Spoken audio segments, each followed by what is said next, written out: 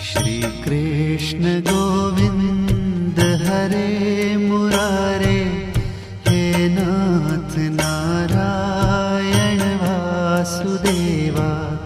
जीवे पिबस्वामृतमेतदेव, गोविंद दामोदर माधवेति। गोविंद दामोदर माधवेति।